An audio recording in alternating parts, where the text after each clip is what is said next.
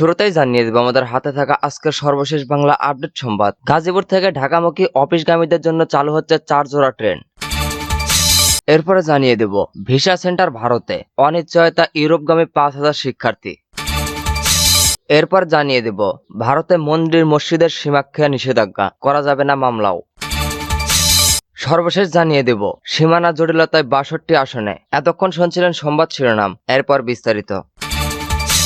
গাজীপুর থেকে ঢাকামুখী অফিসগামীদের জন্য চালু হচ্ছে 4 জোড়া ট্রেন। গাজীপুর থেকে ঢাকামুখী অফিসগামীদের সুবিধার্থে ঢাকা জয়দেবপুর রুটে 4 জোড়া যাত্রীবাহী ট্রেন চালু হচ্ছে। আগামী রোববার থেকে এসব ট্রেন চলাচল করবে। ঢাকার টঙ্গী, তেজগাঁও ও বিমানবন্দর স্টেশনে ট্রেনগুলো থামবে। সংশ্লিষ্ট স্টেশনের কাউন্টার থেকে টিকিট সংগ্রহ করা যাবে। বৃহস্পতিবার 13 ডিসেম্বর বাংলাদেশ রেলওয়ে পরিচালক জনসংযোগ নাহিদ হাসান খান গণমাধ্যমকে বিজ্ঞপ্তিতে পাঠিয়ে এ তথ্য জানিয়েছেন। এতে বলা হয়, এই রুটে চলাচলকারী ট্রেনগুলো হচ্ছে Turag commuter 1, Turag commuter 2, Turag commuter 3 ও তুরাগ কমিউটার 4 এবং Joydebpur commuter, Joydebpur commuter, Joydebpur commuter ও জয়দেবপুর কমিউটার 4। গাজীপুরের বাসা থেকে ঢাকায় অফিস শিরোনামে রেলওয়ে থেকে পাঠানো বিজ্ঞপ্তিতে বলা হয়েছে, তুরাগ কমিউটার শুক্রবার এবং জয়দেবপুর কমিউটার শনিবার বন্ধ থাকবে। বিজ্ঞপ্তিতে বলা হয়েছে, তুরাগ কমিউটার 2 জয়দেবপুর থেকে সকাল 6:30টায় ঢাকার উদ্দেশ্যে ছেড়ে যাবে। তেজগাঁও, বনানী, ঢাকা বিমানবন্দর, টঙ্গী ও ধীরশ্রম স্টেশনে এই ট্রেন থামবে। তুরাগ কমিউটার 4 ট্রেনটি জয়দেবপুর থেকে রাত 11:45 ঢাকার উদ্দেশ্যে ছেড়ে দেবে। এটি তেজগাঁও, ঢাকা বিমানবন্দর ও টঙ্গী স্টেশনে থামবে। জয়দেবপুর কমিউটার 2 ও জয়দেবপুর কমিউটার 4 ট্রেনটি জয়দেবপুর থেকে যথাক্রমে সকাল 7:10 ও দুপুর 12:30টায় ঢাকার উদ্দেশ্যে ছেড়ে যাবে। ট্রেন দুটি তেজগাঁও, বনানী, ঢাকা বিমানবন্দর ও টঙ্গী স্টেশনে থামবে। তুরাগ কমিউটার 1 থেকে ঢাকা থেকে বিকেল 5টায় জয়দেবপুর উদ্দেশ্যে ছেড়ে যাবে। ট্রেনটি ঢাকা বিমানবন্দর ও টঙ্গী স্টেশনে থামবে। জয়দেবপুর কমিউটার 1 ঢাকা থেকে বিকাল 5:25 জয়দেবপুরের উদ্দেশ্যে ছেড়ে যাবে। তেজগাঁও, ঢাকা বিমানবন্দর ও টঙ্গী স্টেশনে এই ট্রেন থামবে। অপরদিকে জয়দেবপুর কমিউটার 3 ঢাকা থেকে বেলা 11টায় জয়দেবপুরের উদ্দেশ্যে ছেড়ে যাবে। এটিও তেজগাঁও, বনানী, ঢাকা বিমানবন্দর ও টঙ্গী স্টেশনে থামবে। তুরাগ কমিউটার 3 ঢাকা থেকে বিকেল 5:20 ছেড়ে যাবে। এই ট্রেন তেজগাঁও, বনানী, ঢাকা বিমানবন্দর, টঙ্গী ও ধীরশ্রম স্টেশনে থামবে। ভিসা সেন্টার ভারতে, অনিশ্চয়তায় ইউরোপগামী 5,000 শিক্ষার্থী। দেশের 5 সহস্রাধিক শিক্ষার্থী এবার উচ্চশিক্ষার জন্য ইউরোপে যাওয়ার অনিশ্চয়তা হয়ে পড়েছে। ঢাকায় অবস্থিত মোট 51টি দূতাবাস ও হাইকমিশনের মধ্যে যুক্তরাজ্য, German, Italy, Spain, France, Norway, Switzerland, Denmark সহ ইউরোপের মোট 13টি দূতাবাস রয়েছে। ফিনল্যান্ড, অস্ট্রেলিয়া, গর্তুলা, গ্রিস সহ ইউরোপের অধিকাংশ দেশের দূতাবাস ভারতের রাজধানী দিল্লিতে। গত প্রায় 4 মাস ধরে ভারতের ভিসা কার্যক্রম সীমিত। উচ্চশিক্ষার জন্য বিদেশে যেতে ইচ্ছুক বাংলাদেশি শিক্ষার্থীরা বর্তমানে ভারতের ভিসা না পেয়ে বিপাকে পড়েছেন। শিক্ষার্থীদের উপস্থিতি ছাড়া ভিসা দেবে না বলে সাফ জানিয়েছে ইউরোপীয় দেশগুলো। ভিসা জটিলতার কারণে এসব শিক্ষার্থীর স্বপ্ন ভঙ্গ হওয়ার উপক্রম হয়েছে। ইইউ রাষ্ট্রগুলোর ভিসা সেন্টার দিল্লি থেকে সরিয়ে ঢাকায় আনার দাবি জানিয়েছেন শিক্ষার্থী ও অভিভাবকরা। অন্তর্বর্তীকালীন সরকার প্রধান উপদেষ্টা প্রফেসর ডক্টর মোহাম্মদ ইউনূস বাংলাদেশিদের জন্য ইউরোপীয় ইউনিয়ন ইইউ সদস্য রাষ্ট্রগুলোর ভিসা সেন্টার দিল্লি থেকে সরিয়ে ঢাকায় অথবা প্রতিবেশী অন্য কোনো দেশে হস্তান্তর করার অনুরোধ জানিয়েছে। গত সোমবার ইইউ কূটনীতিকদের সঙ্গে বৈঠকে তিনি এই অনুরোধ করেন।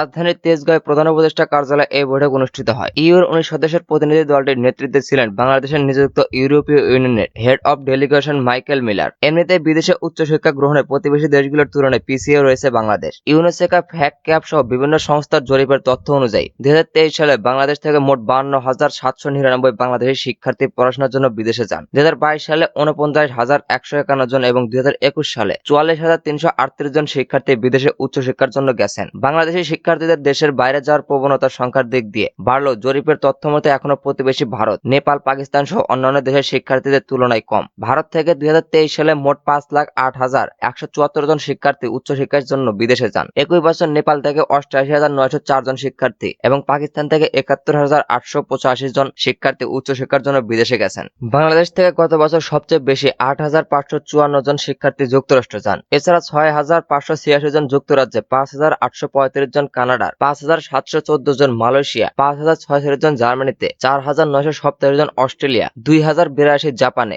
2,606 জন ভারতে, 1,202 জন দক্ষিণ কোরিয়ায় এবং সৌদি আরবে 1,190 জন উচ্চশিক্ষার জন্য বাংলাদেশ ছাড়েন। এছাড়া ইউরোপের বিভিন্ন দেশে যান প্রায় 5,000 শিক্ষার্থী। এবছরও যুক্তরাষ্ট্র, যুক্তরাজ্য, কানাডা ও অস্ট্রেলিয়ায় উল্লেখযোগ্য সংখ্যক শিক্ষার্থী বিদেশে যেতে পারছেন। তবে ভারত ও ইউরোপীয় ইউনিয়নভুক্ত অধিকাংশ দেশ শিক্ষার্থী যেতে পারছেন না। উচ্চশিক্ষার জন্য ইউরোপে যেতে ইচ্ছুক বাংলাদেশি বাংলাদেশে প্রায় 5,000 সাহসিক শিক্ষার্থী অন্যান্য দেশের পাশাপাশি মূলত ফিনল্যান্ড, অস্ট্রেলিয়া, পর্তুগাল, গ্রিস এ 4 দেশের ভিসার জন্য আবেদন করছেন বলে জানিয়েছেন বিদেশি শিক্ষার্থী পাঠানোর কনস্টেন্সি এজেন্সিগুলোর একমাত্র সংগঠন ফ্যাক্ট ক্যাপ। কিন্তু এই 4টি দেশ সহ ইউরোপের অধিকাংশ দেশে দূতাবাস ভারতের সূত্র জানায় বাংলাদেশ এখন বিদেশি দূতাবাস ও হাই কমিশনের সংখ্যা প্রায় 51টি আর অনারবিক কনসুলেট অফিস রয়েছে আরো 39টি দেশের। তবে সাধারণত কোনো honorary consulate office visa issue করে না। এই 51টি মিশনের বাইরে কোনো দেশের ভিসা নিতে হলে দেশের বাইরে যেতে হয়, বিশেষ করে দিল্লিতে যেতে হয়। দিল্লিতে বিদেশি মিশনের সংখ্যা 151টি, ফলে বেশিরভাগ দেশের ভিসা দিল্লি থেকে নেওয়া প্রয়োজন হয়।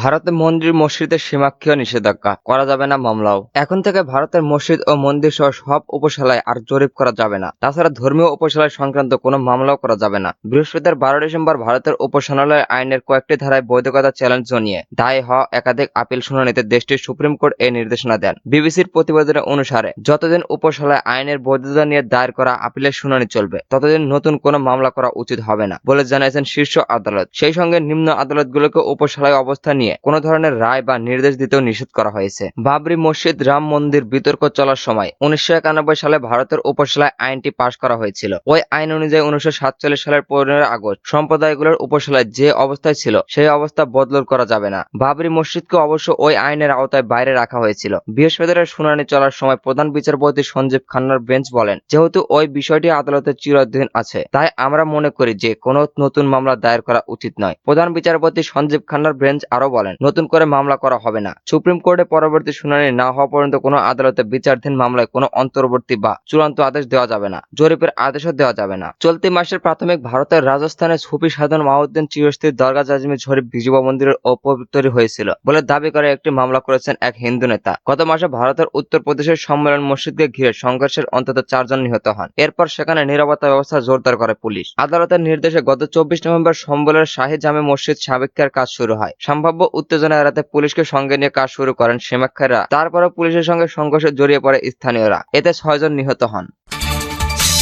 সীমানা জটিলতা 62 আসনে। জাতীয় সংসদের 300 সংসদীয় আসনের মধ্যে 62 আসনের সীমানা নিয়ে জটিলতা রয়েছে। বিগত দ্বাদশ সংসদ নির্বাচনের আগে 10 আসনে পরিবর্তন আনা হলেও অধিকাংশ এখনো জটিলতায় রয়ে গেছে। এর আগে 1984 ও 1991 সালের পর 2008-এ ডক্টর এ.টি.এম. শামসুল হুদা কমিশন নবম সংসদ নির্বাচনের জন্য শতাধিক আসনের সীমানা পরিবর্তন আসেন। এরপর কাজী বরিকুদ্দিন আহমদ কমিশন দমন কমিশন সংসদ নির্বাচনে 50টি আসন ছোটখাটো পরিবর্তন আনেন। একাদশ জাতীয় সংসদ নির্বাচনের আগে নির্বাচন কমিশন 2018 সালের 30 এপ্রিল 25টি আসনের সীমানায় পরিবর্তন এনে গ্যাজেট প্রকাশ করে। এবার সংসদ নির্বাচনের রোডম্যাপ ঘোষণার আগে সংসদীয় আসনের সীমানা জটিলতা নিরসনে অর্ধশতাধিক আবেদনের জমা পড়েছে নির্বাচন কমিশনের কাছে। এর মধ্যে পিরোজপুর, মানিকগঞ্জ, নারায়ণগঞ্জ ও ঢাকার কিছু আসন নিয়ে বেশি আবেদন করছে। নতুন নির্বাচন কমিশন দায়িত্ব নিয়ে এসব আবেদন সংশ্লিষ্ট কমিটির কাছে পাঠিয়ে জানানো হয়। নির্বাচন বিশেষজ্ঞরা বলেছেন, বাস্তবতার নিরপেক্ষ নির্বাচন কমিশনকে সীমানা জটিলতা নিরসন করতে হবে, কেননা সীমানা জটিলতা নিয়ে বিগত দিনে অনেক মামলা অভিযোগ জমা পড়েছিল। সেদিকে নজর দেওয়া উচিত। নির্বাচন কমিশনের অনেক এলাকার আসনে পরিবর্তনের দাবি দীর্ঘদিনের, এ নিয়ে আদালতে মামলাও হয়েছে। আগামী সংসদ নির্বাচনের আগে অবশ্যই সংসদীয় আসনের সীমানা পুনর্নির্ধারণ করার উপর গুরুত্ব আরোপ করেন তারা।